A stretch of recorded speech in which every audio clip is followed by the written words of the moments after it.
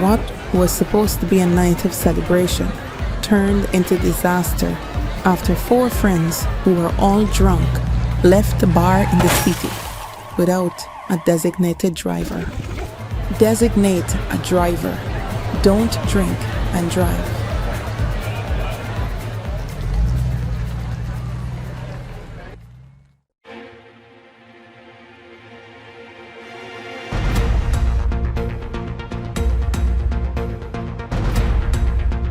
This is your News Source Evening Bulletin for today, Monday, the 12th day of August in the year 2024.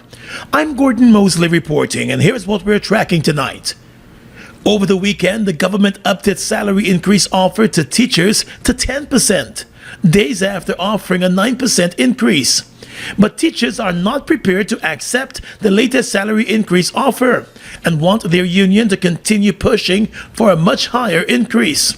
Today, General Secretary of the Guyana Teachers Union, Coretta MacDonald, said teachers have long indicated that the union should accept no less than a 25% salary increase offer.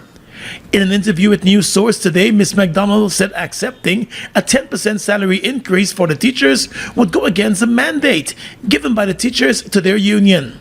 She also said in laying out their demands, the teachers took into consideration a number of factors, including the fact that the union had agreed to shelve its original 2019 to 2023 proposal, in keeping with the demand of the government. Our teachers would have given us a mandate that we should accept nothing less than, one, they said double figures, and they went further to say it shouldn't be anything less than 25%.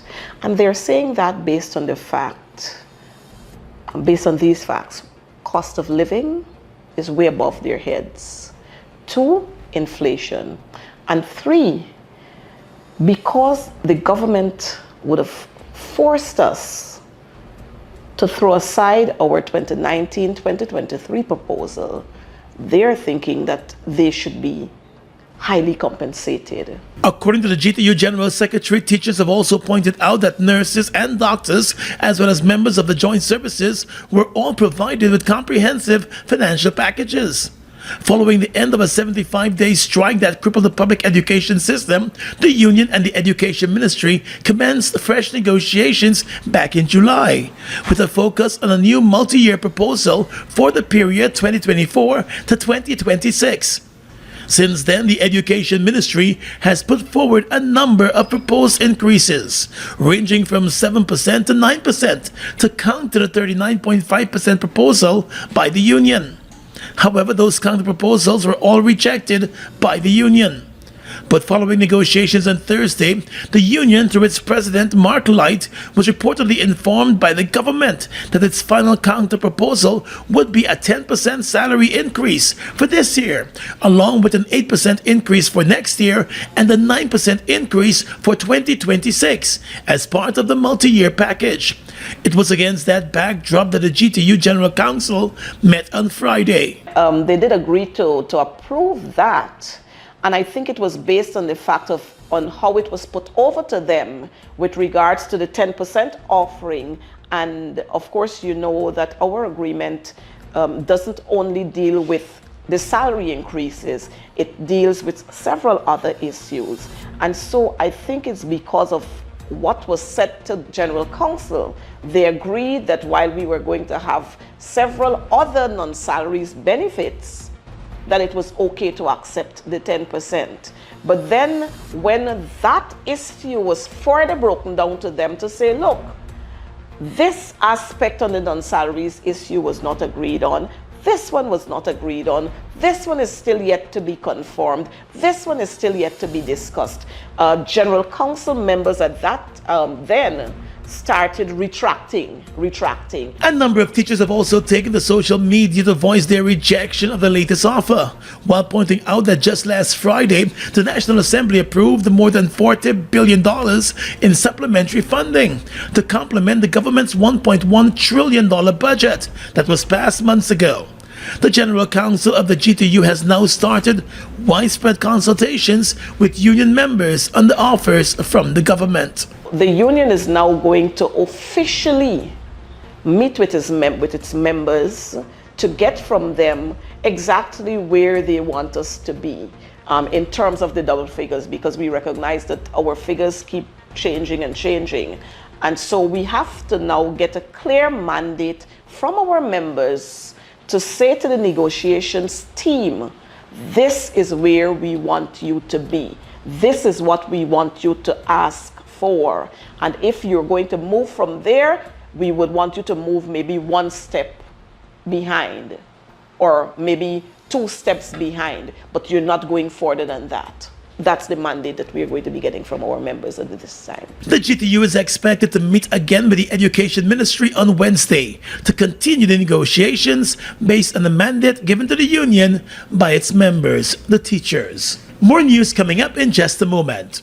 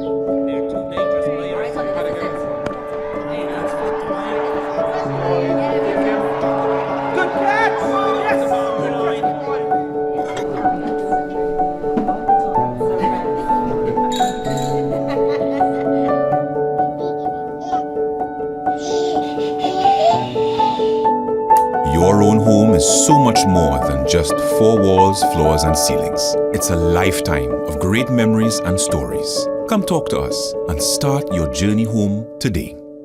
Republic Bank, we're the one for you. Are you ready to elevate your career with a world-class education from the comfort of your home? The University of Excellence Management and Business, UEMB, Guyana's premier accredited and recognized tertiary institution, invites you to join one or more of our comprehensive 145-degree programs. Registration is now open for our next intake on September 9 and every 2 months thereafter. Enroll now and secure a 50% scholarship. Choose from an ABA, BBA, MBA, MPM, EMBA, EMPM, and LLM degrees, available in 14 specializations. Whether you hold an undergraduate degree, a diploma, or relevant professional qualifications, apply. We are an accredited degree-granting tertiary institution in Guyana. Our programs are also equivalent to a USA Regional Accredited degree. Submit your completed application form, proof of entrance qualification, and any form of ID. For more details, visit our administrative office in the Critchlow Labour College, front building, Wolford Avenue, or call 225-1395, 225-1397-9, 618-3434, and 681-3434. Progressing to a degree is as easy as ABC with UEMB. Deal with the best and forget the rest. Are you looking for the best high school education at affordable fees? Then register your child today at the VYC Academy. Now enrolling grades 7, 8, 9, and 10 students for the 2024-2025 academic year. VYC Academy, achieving academic excellence. For more information, call us on 227-1013 or WhatsApp us at 649-1300. I can't wait until tomorrow. Yes. Packing us, yeah? I ain't start packing yet. Usually I pack a couple hours before and I go.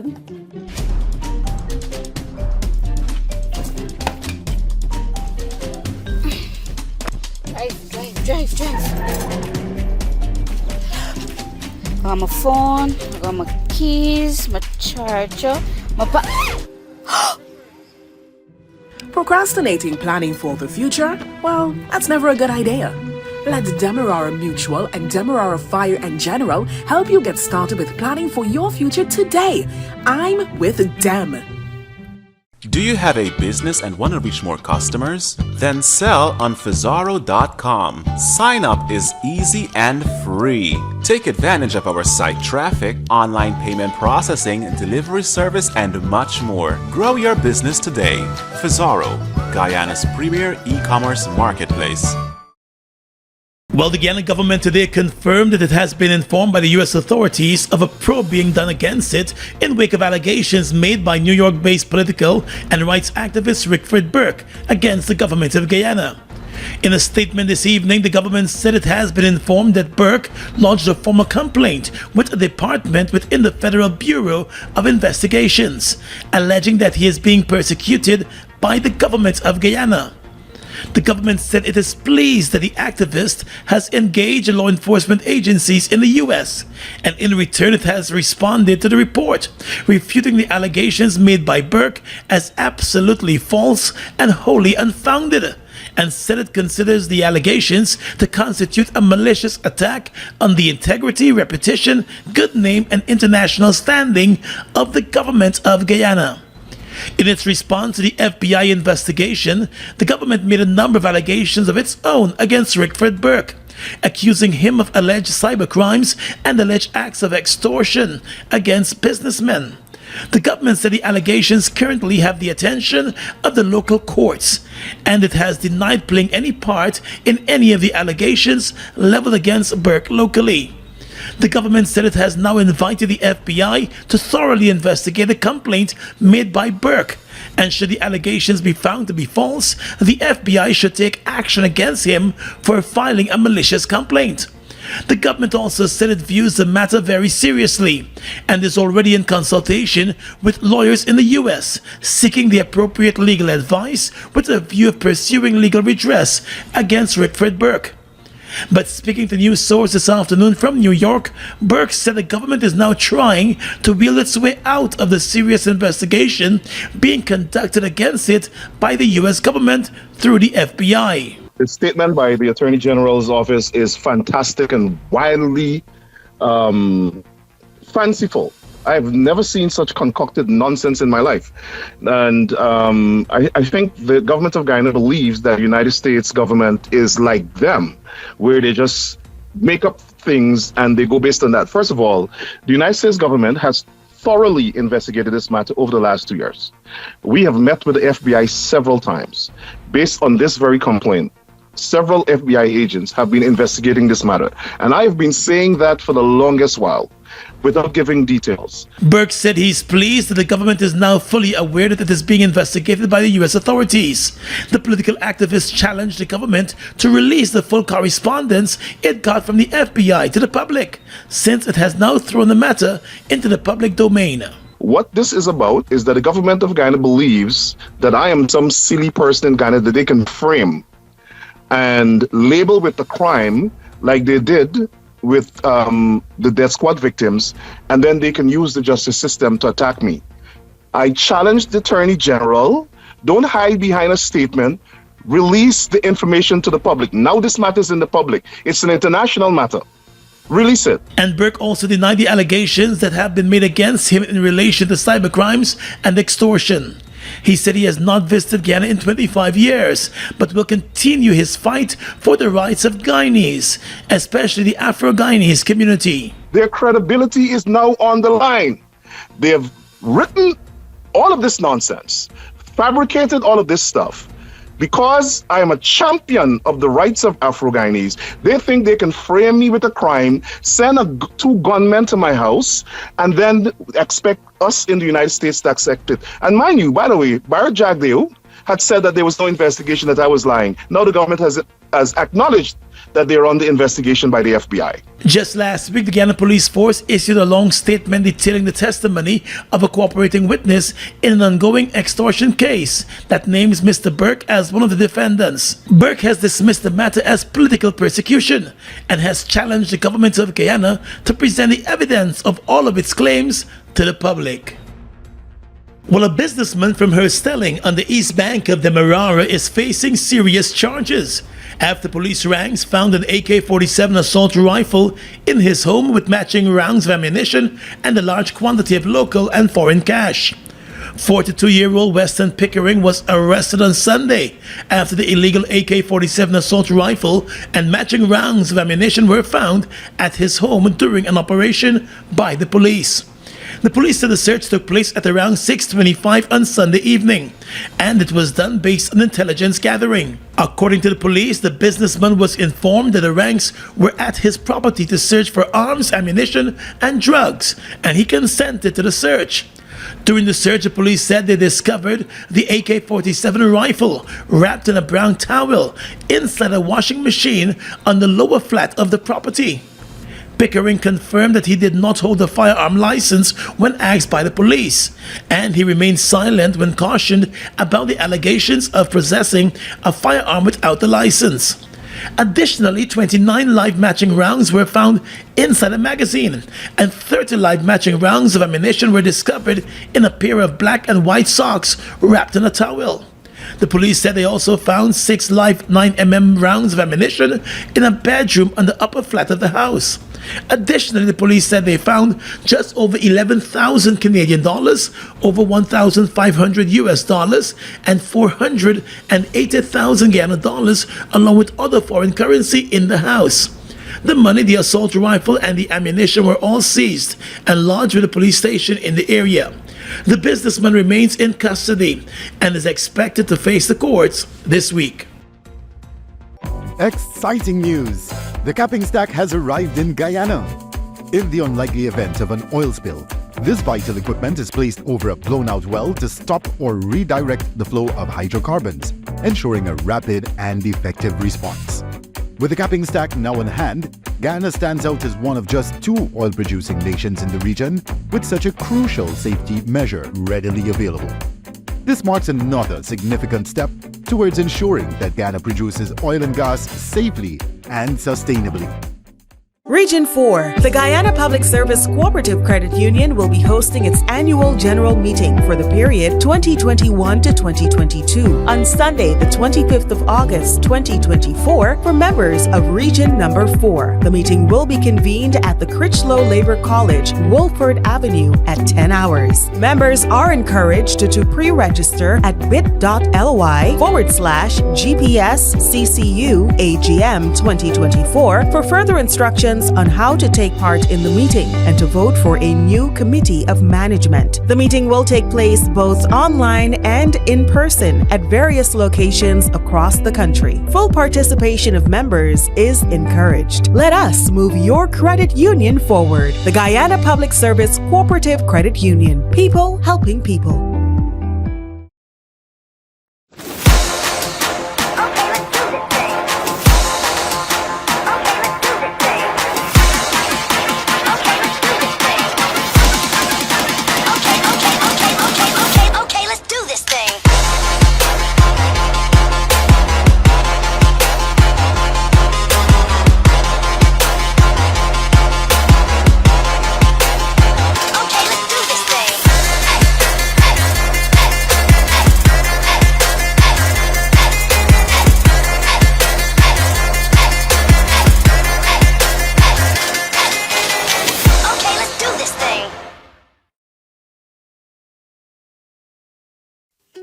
Are you looking for the best high school education at affordable fees? Then register your child today at the VYC Academy.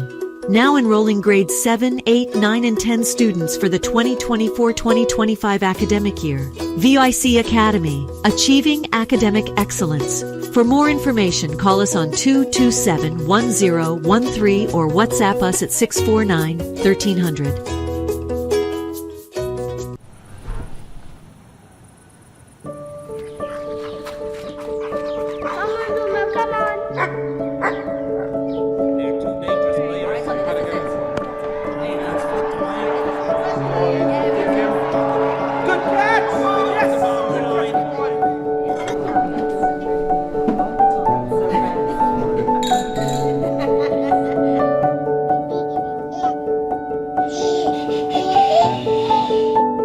Your own home is so much more than just 4 walls, floors, and ceilings. It's a lifetime of great memories and stories. Come talk to us and start your journey home today.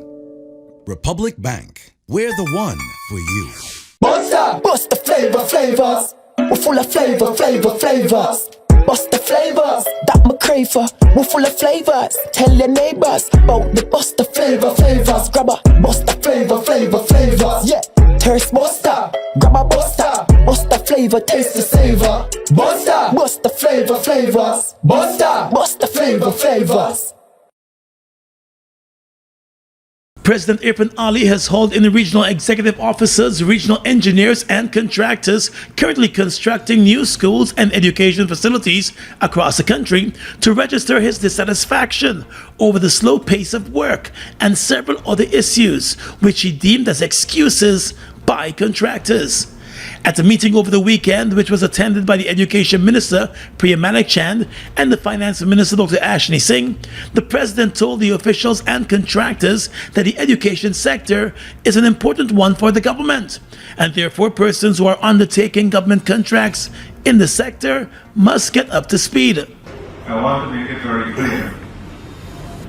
We have the Minister of Finance, the Minister of Education, that these projects must be managed independently in a project file. And we're going to hold the REOs and engineers accountable for all of these projects. And I want the contractors to understand. From day one, once there are breaches and the contractors are not fulfilling their responsibility, I need letters to be written and letters to be placed in the files. At the end of the contractual period, or before, if there is cause for termination, the file must be closed, a copy of the file must be sent to the National Procurement and Tender Administration Board so that they will know that these contractors are not performing. There are a number of school construction projects that are running behind schedule by months, and in some cases for more than a year.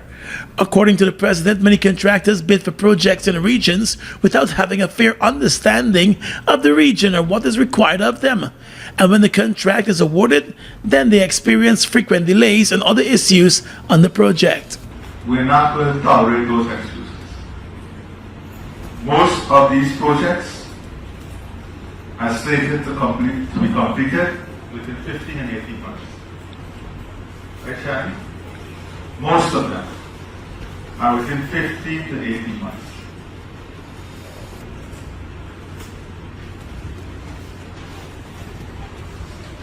So I wanted to address today the ministry staff, the engineering section from the ministry, because the ministry also has a responsibility to ensure that the work is completed within time, within budget, and also to the quality that we expect. Explaining that most of the new facilities will be modern facilities to give the education sector the boost it needs, President Ali made it clear that he will not settle for substandard work. Those of you who are working in hinterland regions, for example, you have to make use of the weather condition. Many of you will have more than one projects. When you are awarded more than one project, it is not awarded so that you can do one at a time. Because you have to possess the capability to work simultaneously on all the projects. The contractors were also told that there will be penalties attached to their sloppy work, and in some cases, some of them will be blacklisted from bidding for future projects. More than a year after the homes of a number of residents were mowed down as part of a government campaign to clear Caneview Avenue in Mocha of squatters, the government is being accused of awarding the same lands to business persons and others for commercial and other purposes. At the time of the demolition exercise, which led to a standoff between the police and the affected residents, the Housing Ministry indicated that the houses were in the path of a major road project. But last Friday, leader of the opposition, Aubrey Norton, said time has exposed the true intention of the administration. as the road project has been completed far away from the land where the residents lived. Having brutally destroyed the property of African Guyanese at Caneview, Mocha, the PPP has now allocated lands to PPP family, friends, and favorites that are much closer to the road and permitting them to build on those lands. In one case, a concrete fence is already constructed on the land just over the road from the lands on which they destroyed the property of poor African Guyanese. With many of the displaced residents still living with family and friends, the opposition leader called on the government to return the lands to the residents and compensate them too. The opposition calls on the PPP to allocate those lands to the people they removed and to compensate them for the physical and socio-psychological damage they have done to these poor Guyanese citizens. As we iterate that the PNCRA-PNU in government will have the people of Caneview give back their lands and compensate them for their sufferings under this brutal PPP regime. Back in May, residents of Mocha, Arcadia, and neighboring communities told a visiting U.S. congressman that they had been victims of racial discrimination, victimization, and injustice, especially in the housing sector at the hands of the current government. A number of them cited the demolition exercise, telling the U.S. congressman that the situation hit rock bottom when their homes were bulldozed.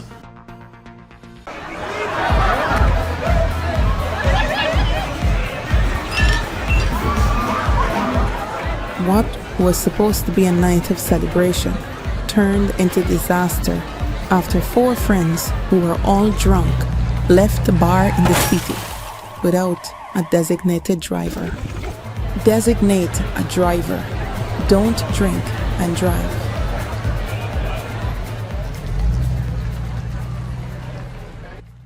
Region 4. The Guyana Public Service Cooperative Credit Union will be hosting its annual general meeting for the period 2021 to 2022 on Sunday, the 25th of August, 2024 for members of Region Number 4. The meeting will be convened at the Critchlow Labor College, Wolford Avenue at 10 hours. Members are encouraged to pre-register at bit.ly/GPSCCU AGM 2024 for further instructions on how to take part in the meeting and to vote for a new committee of management. The meeting will take place both online and in person at various locations across the country. Full participation of members is encouraged. Let us move your credit union forward. The Guyana Public Service Cooperative Credit Union. People helping people.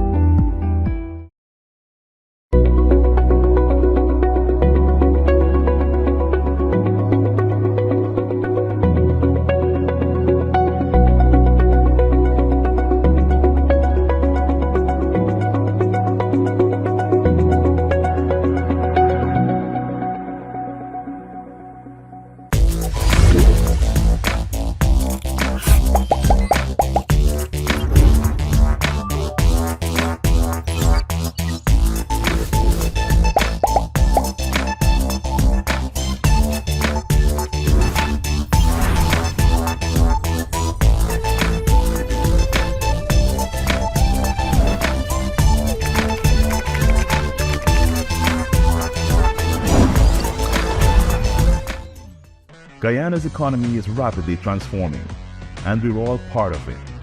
Guyoil is at the forefront of this development by providing reliable and efficient energy and supporting community development from the very core.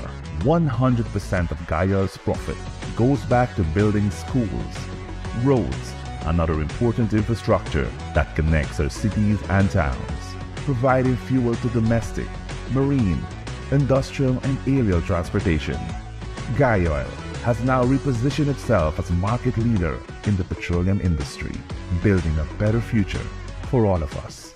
NYC, New York City. Get ready as the original Big People Party with the same vibes you've seen and loved comes to you this Labor Day weekend on Saturday, August 31st with some of the biggest one-man bands out of Guyana and New York. Look out for Super A, Murphy, Busta, and Super Terry. Big People Party! Along with the legendary Glenn Washington. Baby, don't take my kindness for weakness. If loving you is wrong, I don't wanna be right. Glenn Washington Washington and his band at Industry City, New York City. Get your super early bird general tickets at $40 and VIP access $150 all inclusive. And all are available at hjexperience.com. This event is brought to you by Hits and Jams Entertainment, Marvelous Entertainment, and GD Events. It's the original Big People Party at Industry City, New York City on Saturday, August 31st, the big and proper edition. With your regional and international news tonight, I am Svetlana Marshall in the region. LIAT 2020 has officially released its first flight schedule, signaling the rebirth of the iconic regional airline. This announcement comes after months of anticipation and marks a significant chapter in inter-island air travel. On August 6th, the airline conducted its first flight from Antigua to St. Lucia. It was revealed that for now, flights will only be available between Antigua, Barbados, and St. Lucia. LIAT 2020 also said that its website is still being developed, so bookings are only being accepted via telephone or email. Reservations at flyliat20.com or 268-713-LIAT. As LIAT 2020 takes off, the Caribbean watches with optimism. The return of this crucial air link is seen as not just a business venture, but a vital component of regional integration and economic development. The coming months will be critical as LIAT 2020 strives to establish itself as a reliable and sustainable carrier, learning from the past while embracing new opportunities in Caribbean aviation. According to Reuters, Venezuela's Supreme Court on Saturday said it had not received evidence from the opposition coalition in the disputed July 28 presidential elections and warned that its decision in determining the winner would be final. The South American nation's elections authority, which the opposition claims is loyal to President Nicolas Maduro, declared the leader had won re-election, while the opposition argues its candidate Edmundo Gonzalez won. The Electoral Authority has not released a detailed vote count from the elections, and its website has been down since the early hours of July 29. The opposition has posted its ballot count online, which shows Gonzalez receiving double the number of votes as Maduro. In Venezuela, voting machines print out 3 copies of voting records for the Electoral Authority, the ruling party, and its challenger. Maduro appealed to the Supreme Court last week to verify the electoral results, leading the court to summon all candidates who had run.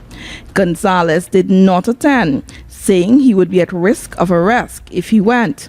Members of the opposition who did go pressured the Electoral Authority to release its ballots, and the coalition has previously said it has its ballots locked up for safekeeping. And finally tonight, international news. The U.S. has sent a guided missile submarine to the Middle East as tensions grow in the region, according to the BBC. Defense Secretary Lloyd Austin also said an aircraft carrier, which was already heading to the area, would sail there more quickly. The move comes in response to fears of a wider regional conflict after the recent assassination of senior Hezbollah and Hamas leaders. It signals the U.S. determination to help defend Israel from any attack by Iran, with Mr. Austin saying U.S. would take every possible step to defend its ally. Iran is being closely watched for any indication of how and when it might respond to the assassination of Hamas's top political leader, Ismail Haniyeh, in Tehran on July 31. The Iranians blamed Israel for the assassination of Mr. Haniyeh on their soil and have vowed to punish it. Israel has not commented, but is widely believed to have been behind it. And that's your News Source Evening Bulletin for tonight. I'm Svetlana Marshall reporting and encouraging you to stay safe.